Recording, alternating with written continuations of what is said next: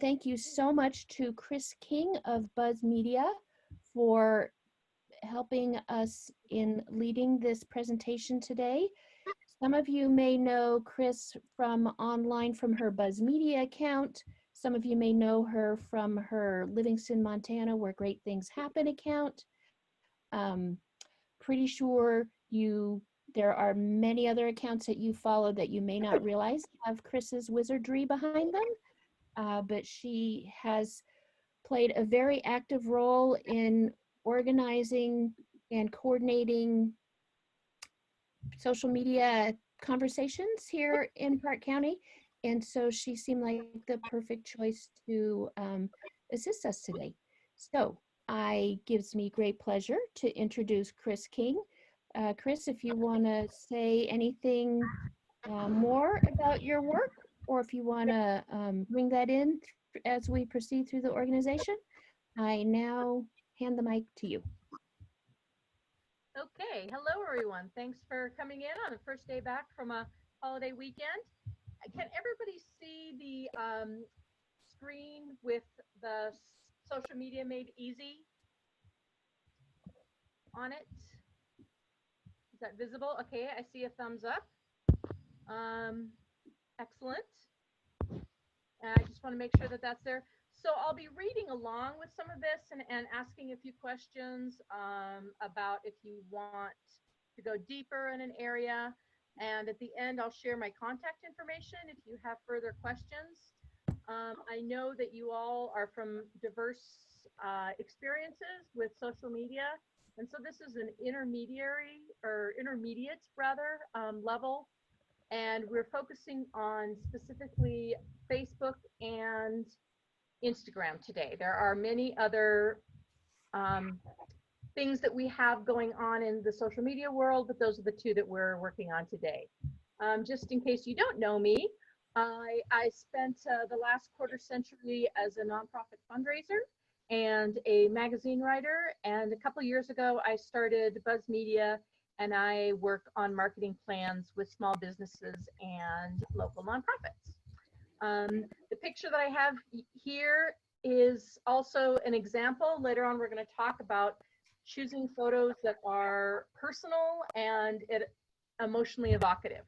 And so even if I hadn't mentioned that, if I'd asked you about it later, you might have remembered this photo because it's obviously not a staged or canned photo. This is something that sort of defines a particular moment in time for me. So welcome, and you can type your questions in, and when I ask questions, if you want to, give me the thumbs up, feel free to do so. We're going to try and keep it, I know everybody's super busy, to about 20-25 minutes, and then have room at the end for questions. Okay, here we go.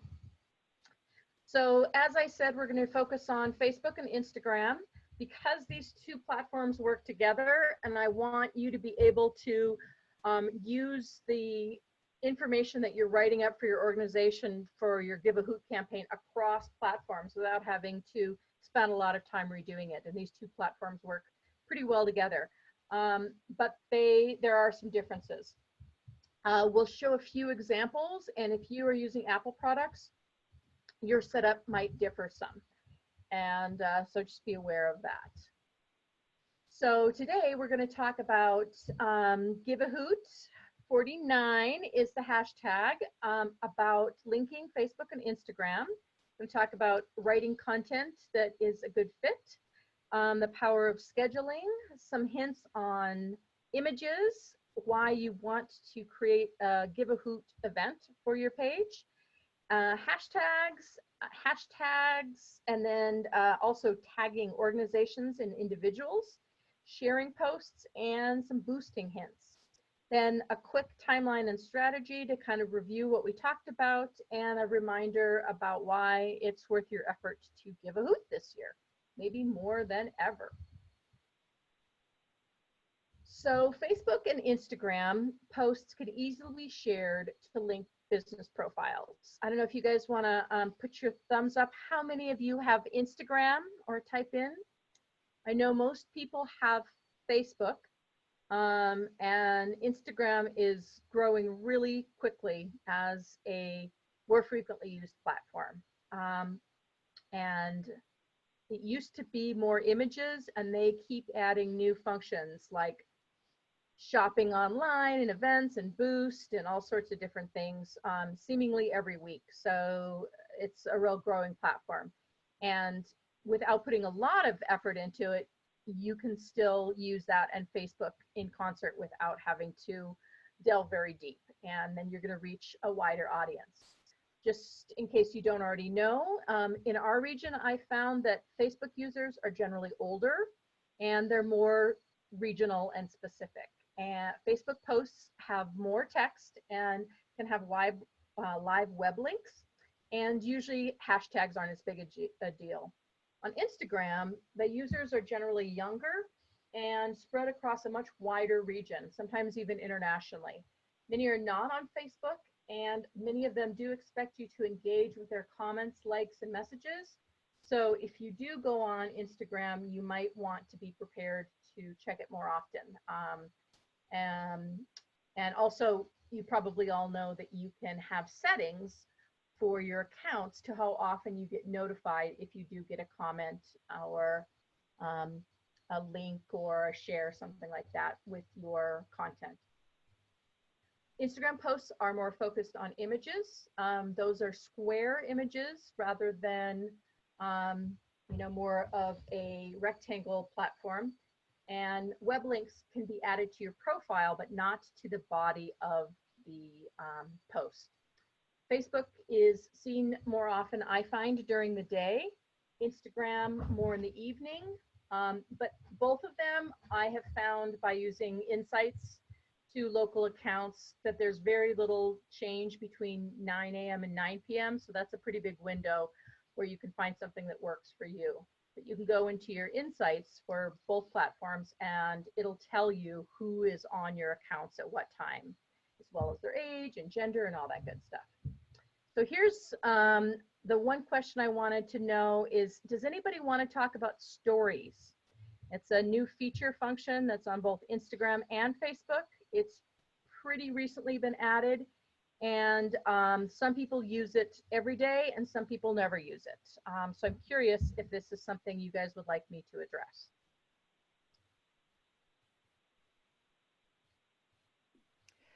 Chris, this is Barb. I am personally very curious about stories, particularly the question of, do they, it doesn't seem like they stick around. They seem very transitory, and that's confusing to me. Right.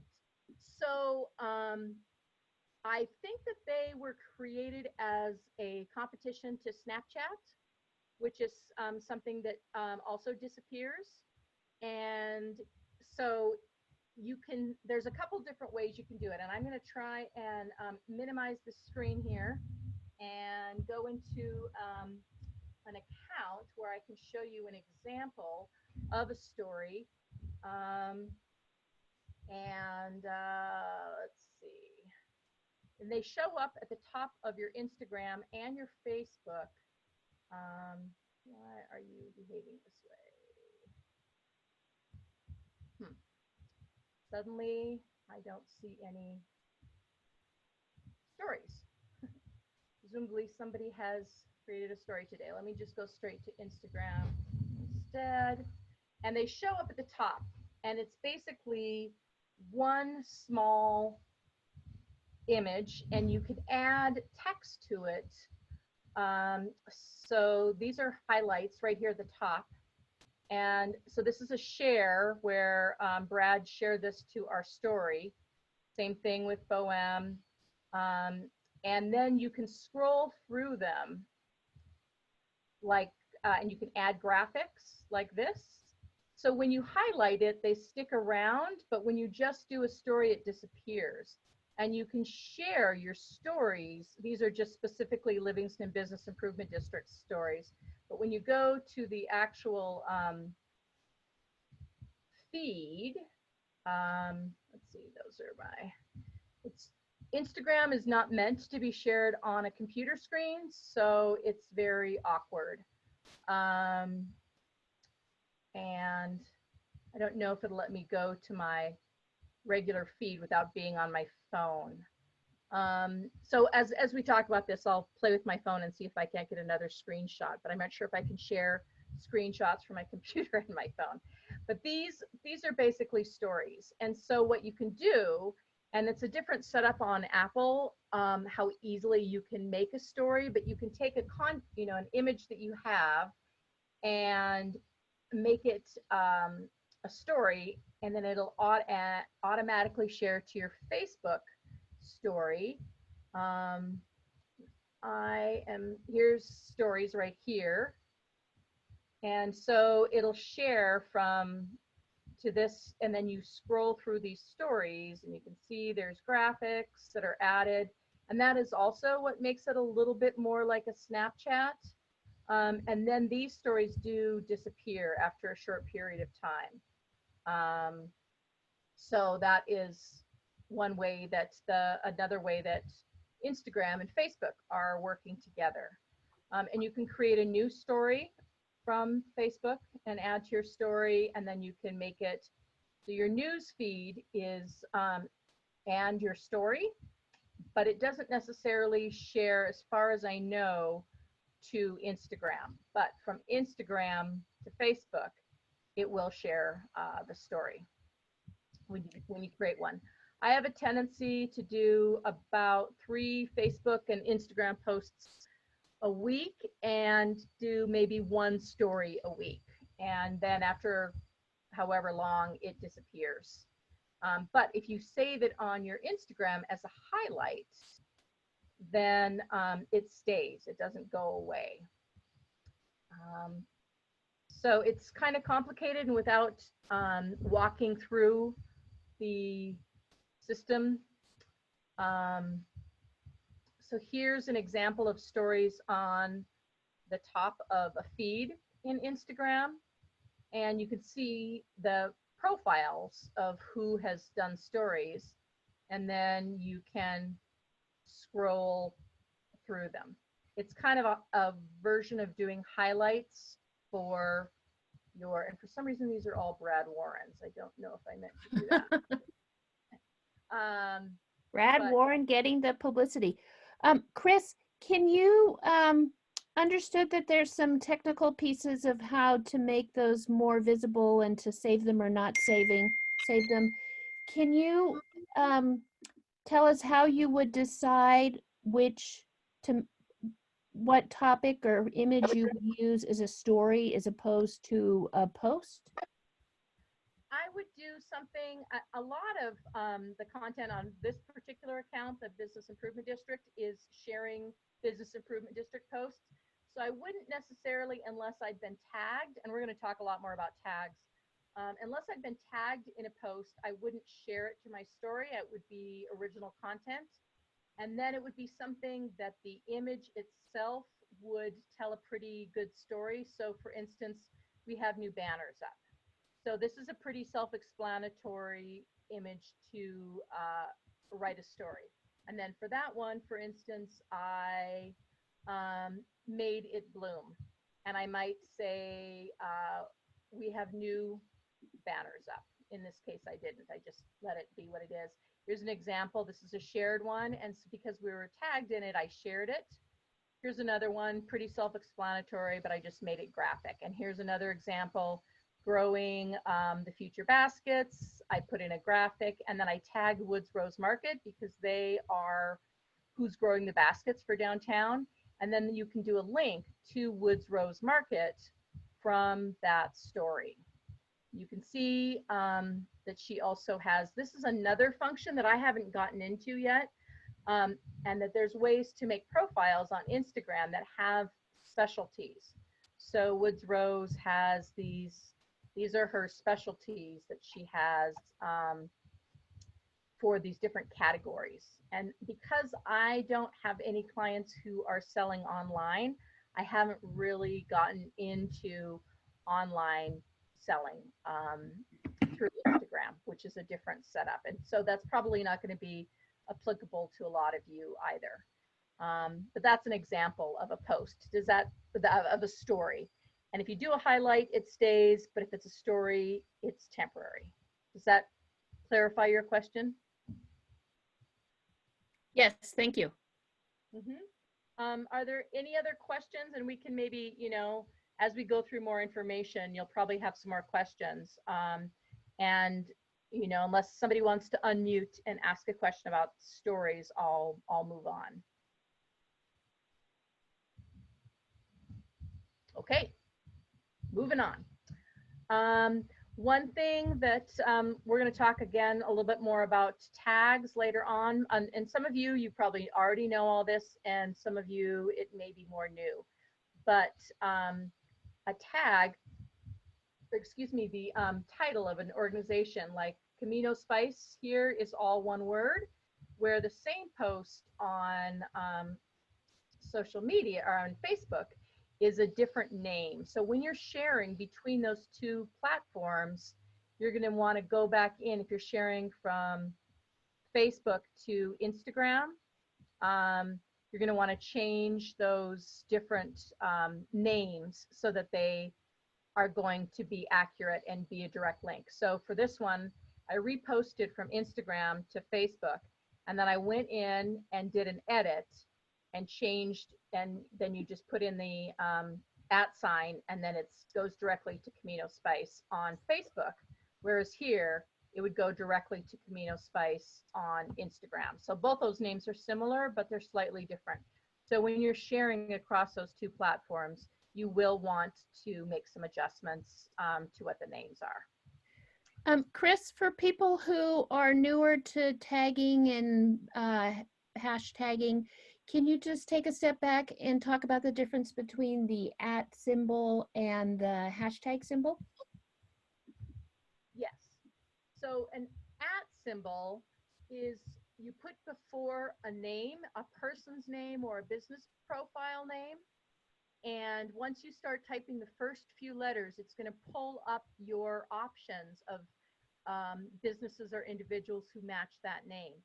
And then you're going to click on a drop-down menu to choose that name. And we'll talk a little bit more about why you want to share those posts or tag other individuals. You can also use the @ sign to tag your event. And anytime that you do a tag and it's going to show up as being a live link, like this means that you can go directly to that page. Or so Gil's Goods, there's anytime it's blue and underlined like that, that means that it is a live link. Now hashtags is basically, it has a couple different functions, and we have a bit we're going to focus on that too. And that is basically, it's a search function, and it's an attempt to make a phrase viral also. So we're going to talk a little bit more about how that's going to function. But the difference here, you can see when it's blue, that means it's a live link. But if I click on this, it's just going to give me a list of 2020 census questions, where if I click on this, or I type in @ sign City of Livingston, it'll bring that up, and then that'll be a live link. Kind of like when you paste a web link into your posts, it's going to make that a live link. Does that help? Yes, thank you. And I think it'll make even more sense when we get down to the hashtag section. Right. Okay. Yeah. So that's just something to remember. And you know, you don't have to do it, but it works better. And you know, sometimes I forget and I go back and do it the next day. And we're going to also talk about scheduling and timing and how that works differently with Facebook and Instagram. Okay. So this is the most dense content, which is content.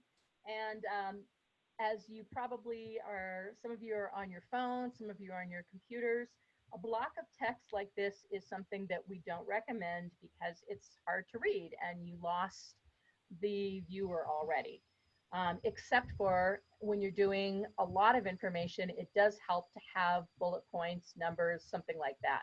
However, since you can't do italics or bold in either of those formats, you can use all caps occasionally, and we'll talk a little bit more about that as a recommendation. So when you're writing a post, think about who, why, and what, and be concise and clear, and realize that most people are only going to read the first line. So put what you want to tell first. The other information can be a follow-up, links, hashtags, things like that, but make what you want this post to be about right away. Think about who your supporters are. Each of you have your own demographics, what motivates and inspires them, and what kind of language can you reach them with? Are they casual, more formal, older, younger, local, part-time residents? Are you going to talk about how much they love Park County, how they like to give back? If your target market is diverse, you can vary your message style in different posts, but for most people, they're going to find kind of a medium ground that's going to reach the largest number of people who they know are already their supporters. Second, why should they support you?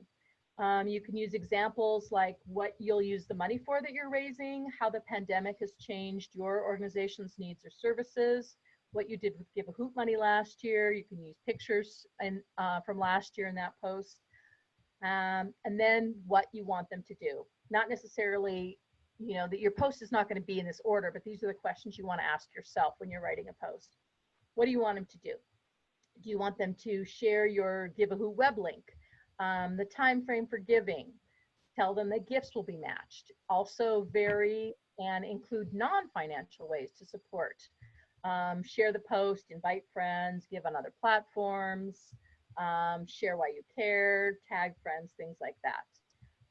I also recommend you vary the post's first line emphasis, even though you're using basically the same content throughout each week.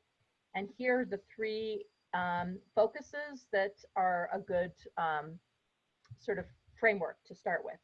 Have a feel-good post, and so things like, this is what we do, we're excited, have your gift matched, 100 givers already, something that makes them feel good. And people are on social media because they want to feel something. They want to feel connected, they want to feel informed, they want to feel good, and you can create valuable content by addressing those needs. A call to action, that means that they feel motivated. So give today, share with friends, support more than one organization, deadlines approaching. Those are some examples of calls to action. An interactive post is the third sort of element, and not different that much from call to action. You can start with asking a question. Tell us what you love about Park County.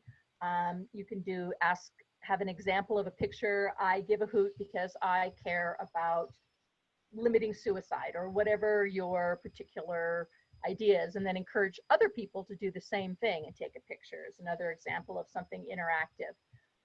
Visit a website, see a video if you have one. Those are all ideas that are interactive. And the other focus you want to have is to be succinct. You can have a few posts that are going to be longer, maybe how Give a Hoot works, you can, or why they want to support you, and you can have them, you can do those in like a bullet point or numbered, just to get that information there all in one place. But that's something that you don't want to do as often, especially since you're going to be doing more posts about one subject over a period of a month. You want not to have too much information, or you'll kind of wear people out. So one of my tips is you can use your hashtag GiveAHoot49 as the introduction, as part of a text. For instance, it's time for Give a Hoot 49, or we are a part of Give a Hoot. You can use it as part of an actual phrase. And I recommend that you use spaces, especially on Facebook, between concepts. So if you have a sentence or two, then have a new paragraph so there's some white space in there, because if you have a heavy block of text, people have a harder time picking out the particular information they're looking for. On Instagram, you can use emoticons. It won't let you do spaces in between. You can use, if you want to have multiple spaces, that's why people have dots at the end on Instagram. If you do 3 periods, it'll let you do spaces, and then you can put your hashtags down below that. And you can also put your hashtags in the comment section. That's something that a lot of people do as well. but you can also use emoticons that are relevant, like a helping hand or some emoticon that is a fit for your organization, and that will break up that text if you have more than a few lines.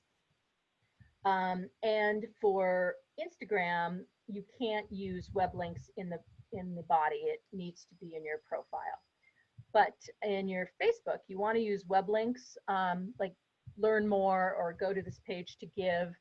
And instead of spelling everything out, it's always a good idea. If you want to learn more about your organization, just start with a brief summary and then learn more about us at this web link. Please give today, here's how, and then have the web link instead of spelling it all out, because you have a very short period of time to capture people's attention and have them act. A couple other things that I notice are profiles that I find more effective is go back and count how many exclamation points you used. Try not to use more than one per post. It's hard when you're trying to be enthusiastic, and that way that your voice comes out often is in exclamation points. To that end, also, almost everybody knows not to use all caps, but you could use it for one word. As you can see, even on this page, it does call attention to just that one word without it being the equivalent of screaming, which is what all caps means in social media. And again, just keep in mind that most people, or at least half people, are going to see what you post on their phone. And if it's on Instagram, it's pretty much 100%. So that's a good thing to keep in mind when you're writing that. Okay, ready for the next one? Chris, Scheduling. I learned something actually this weekend while I was scheduling, is that on Facebook, it gave me the option as I was scheduling my post to show what it was going to look like on Facebook if somebody was viewing it on their computer, what it would look like if they were viewing it on their phone, and then what it would look like on Instagram. So I thought that was a benefit of scheduling that I had not previously been aware of. Yeah, that's a great option. And so one of the things you want to do is go to publishing tools instead of just doing it from your page. And then you can have those different options. And then you can even learn more when you get into boosting. And we'll talk about that a little bit more as far as what things look like and who your audience is, all that good stuff. So first of all, scheduling is the best way to use your time most efficiently. And my recommendation is specifically for Give a Hoot, decide on a strategy, meaning what you want to say, what platforms you want to use, and how often. And then create 3 basic templates with the hashtags and links you want. One feel good, one call to action, one interactive, sort of basic examples on some sort of Word doc or something you could paste from. And then organize all the images you want to be using in one place, including the Give a Hoot graphics. So once you have that done, then you can set aside a couple hours and create messages that are consistent and balanced, and go to Facebook publishing tools. And you can, I recommend 3 is a good place. You can do more or less. And then you can paste from those Word documents and switch up each message just a little bit different, like what's the first line or the first sentence, so that there's a little different, but you don't have to rewrite everything. The other benefit of doing this is it's much easier to not accidentally misspell something or have extra spaces, things like that, when you're sort of pasting from a template that's you've already done spell check on. To share across the platforms, you can automatically have Facebook go to Instagram, but not when you're scheduling the post. That only works when you're doing it in real time. But what you can do is you can copy and paste your text and your image from Facebook to Instagram from your phone.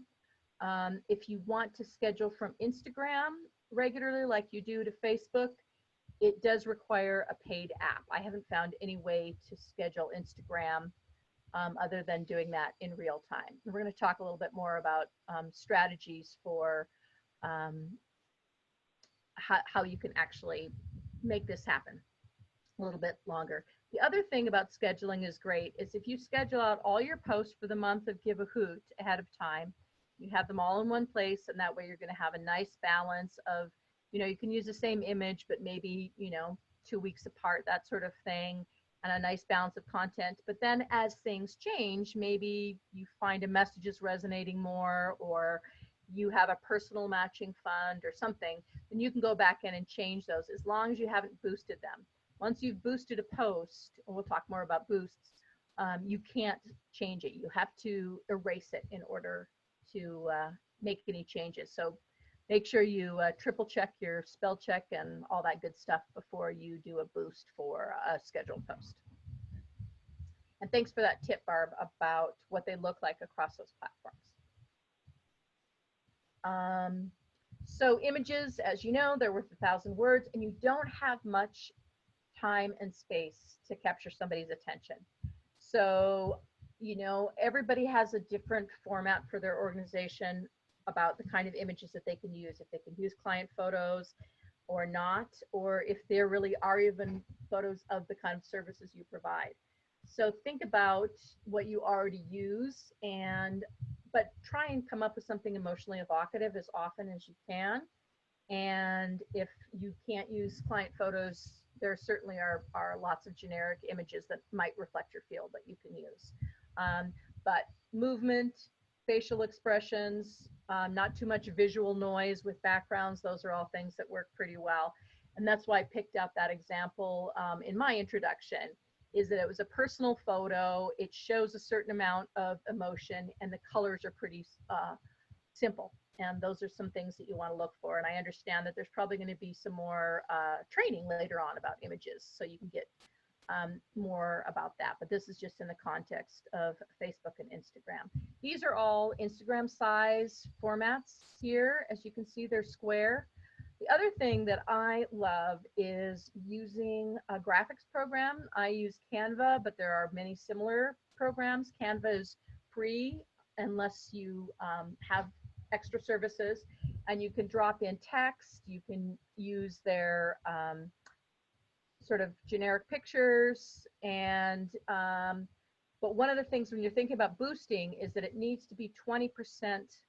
The text has to be 20% or less for Facebook to boost a post, and if you have more than 20%, you can ask for a manual review of that boost. But this is an example of something that's 20%. But the other reason that you want to use a graphics program is that it will automatically size your images. So the event header on Facebook and your Facebook profile header are two different sizes, and same thing with Instagram, it's going to be square. So they give you all of those different formats. You don't have to memorize the sizes. It'll just automatically do that for you, and then you can kind of see what that picture is going to look like in that format. You can also drop in your logo, generic, images, and sometimes there's even animation features. Like we looked at a few of those stories, which I didn't do in Canva, but for instance, if you have a flower basket, you can have a flower blooming is an example of something that just makes them a little bit more eye-catching, and there are options like that in Canva. Obviously, you want to be using the Give a Hoot graphics. It's a great looking graphic, and the more you use it, there's just going to be a lot more recognition throughout the community that there is one big drive across the county that everybody is giving a hoot at the same time to improve the entire county. And you can't make changes to the logo, but you can certainly add it to your graphics if you want to as well, so people understand that this is a Give a Hoot post. Okay. Next, Chris, I just want to add to that, that on the giveahoot.org website, there's a section called Nonprofit Toolkit, and the graphics are available there for download. Yes, exactly. And I think there's going to be some updated graphics possibly as well, right? Yes, there will be. Okay, cool. Probably most of you know how to do events. I won't go really into it, but I highly encourage you to do them. Not only can you invite people to events and ask your people who are interested to invite their friends to it, you can create polls, you can schedule posts and discussion fields similar to what you have on your homepage. You could tag it in a post where people will go directly to the event and learn more information in it.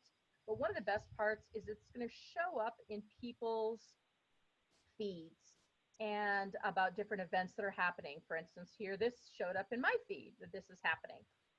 And also it gets picked up in various calendars. I don't know that they will necessarily do everybody's Give a Hoot, but for future events that you may have, a lot of different community calendars are going to pick up the events that are happening that they see on Facebook.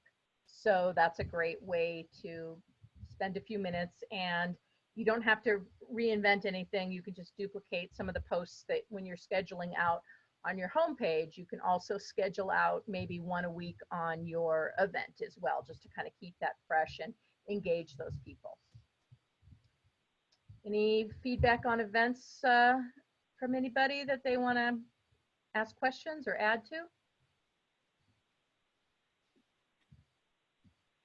Okay.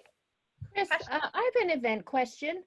I sometimes try to give some more buzz and activity to my event by posting in the discussion section, and I'm just never quite sure where that lands or if it does actually, like, who does that broadcast it to? Just people who've said that they're interested, or does it show up on my main organization post history? It'll show up in people's news feed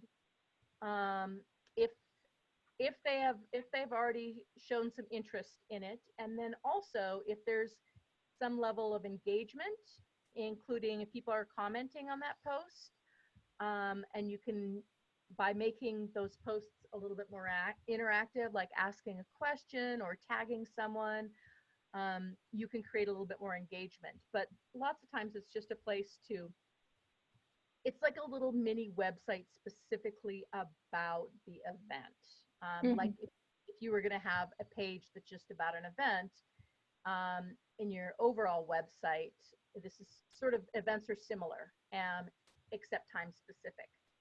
So it depends on people who are looking for more information about that event. They can go there and you can update and say, you know, here's we're up to 50 gifts, we're up to 100 gifts. You can use it for that kind of content as well as on your homepage.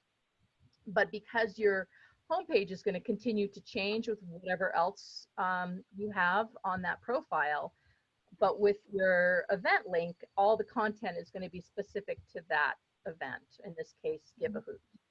Okay. Now, here's a question from, excuse me, the chat line. Since Give a Hoot is a month-long event, can you have an event that lasts for a month? Would you do individual events for each day, or can you talk about that for a moment? You make it recurring. So let me get out and go to event. And so when you're setting an event,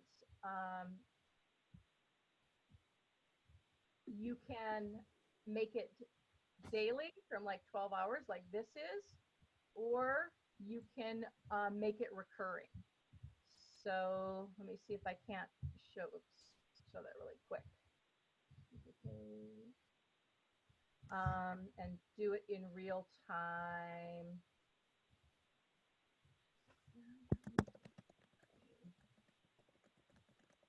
Sorry, my computer is suddenly incredibly slow, so this may not work to show in real time. Oh, okay.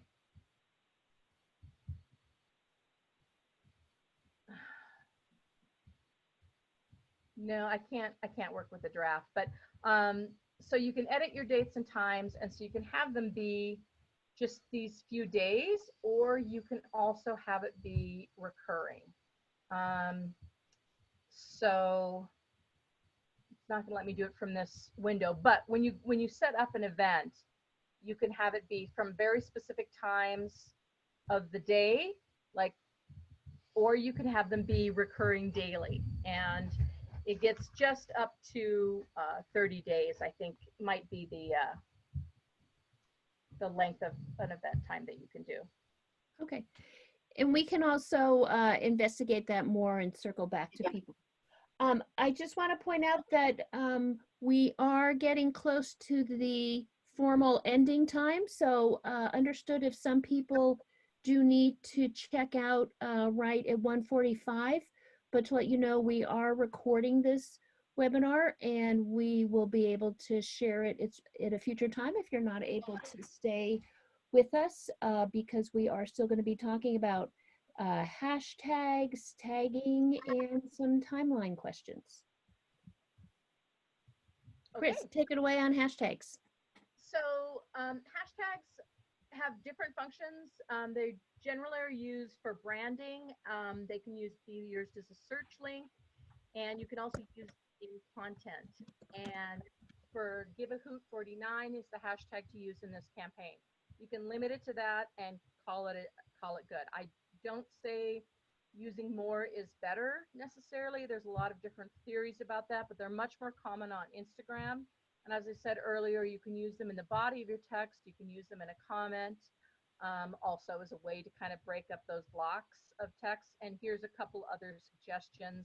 If you want to find out of a hashtag and you're on Instagram that works better for like how many people are actually have used that hashtag, just type in a hashtag and then start typing in a different whatever you're going to use, and you're going to find out like how many people are using that. Is it 4 people have used it, or is it 40,000? And so that's a great way to decide if you want to add a new hashtag, whether or not it is already being used or not. Because if you're the only one using it, it's probably not going to be particularly useful unless it's a super cute phrase that's good to your field and you're going to use it a lot. Moving along, so most of you probably know about tagging, which is when we use the @ sign. We talked about this before, about typing in. You have to like a business page first to be able to tag them. But if it doesn't tag, it also, this goes with individuals. If they have not set up their account so that they can be tagged, that's why it won't, you'll see their name, but it won't show up as a tag. That's because of their settings, not something you did wrong. So that's good to know. And also, there's a lot of similar names, so you do want to check the tag and make sure it's the right business. And why should you tag them? You're going to be collaborating, working with other organizations. If you see something, this is when you get into sharing. You can share their posts and say, for instance, we love what the Park County Community Foundation is doing with this, and then you share their post, and you can tag them in that. But if you're sharing their post, their name will already be in that. And if you're going to be sharing content on Instagram, you're going to need an app like Repost also. A lot of people just do screenshots and then they copy or create new text, but make sure that you credit when you're sharing somebody else's information. Also, you want to make sure that your posts are shareable, which is an option in who it goes to, and whether it's public or just for your friends. And also, don't forget to share your posts to groups as well if you're part of a different group as well. We're talking about boosting, and most of you probably have done this. You can create custom audiences for boosts that can be specific to Give a Hoot, or it can be for whatever other things that you might be wanting to promote to very targeted audiences. One thing about Give a Hoot is think about people don't have to be in Park County to Give a Hoot. So think about expanding your donor base by appealing both to your supporters circles and also to people who are interested in the field in general when you are looking at creating those custom audiences. On Facebook, it can be $1 a day, and you can boost for as long as, as many days as you want for those 30 days if you like. And you can boost a lot more per day, but that's the minimum. We talked about the text and image that's going to show up, and you can see what they look like when you're boosting. You can see the different formats for iPad and computer and Instagram. Also, Facebook can be boosted to Instagram, and you can also boost from Instagram to Facebook, but that costs more. And again, I just want to remind you, you could save yourself a lot of headache by triple checking your posts before boosting them, because then you can't make any changes. Okay, we're almost at the end. Just here's a little timeline. It's basically what we've talked about. You guys can all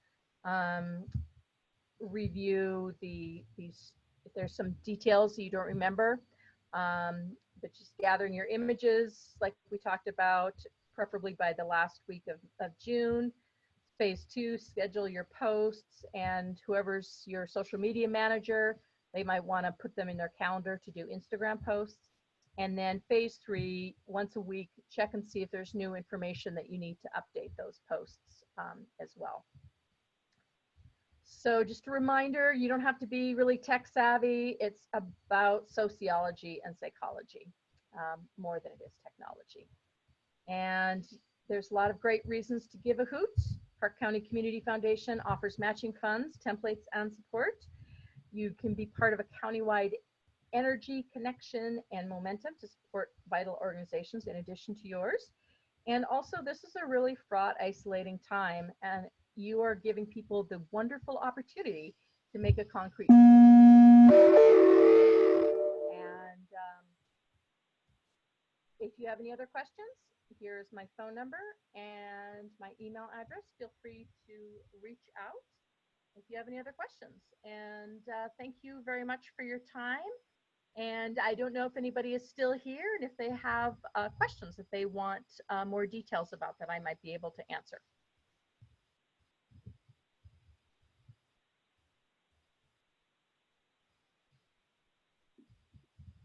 Thank you so much, Chris. It looks to me like most folks are still here. People are starting to sign off. Thank you so much.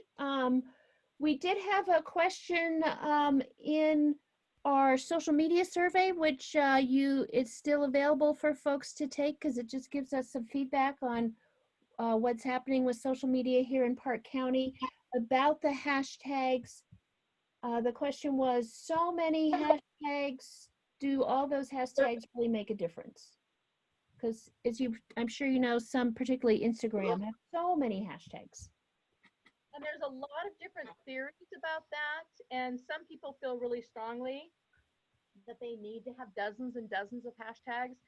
And I think that it helps come up in searches if you're trying to get some sort of international stage where people are looking for things that meet that hashtag.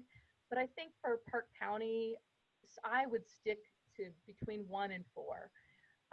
That's my personal experience. And if you get to more than that, it can be almost more of a turnoff than a sense of being included and understanding what it is.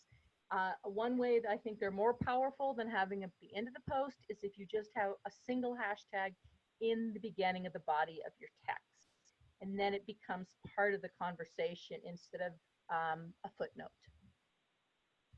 Mm-hmm. Thank you. That's really helpful. And then another question from the social media survey, and actually this might be a good wrap-up comment. How can we make posting count when we have to post a lot? So, yes, not exactly sure what they're trying to say there.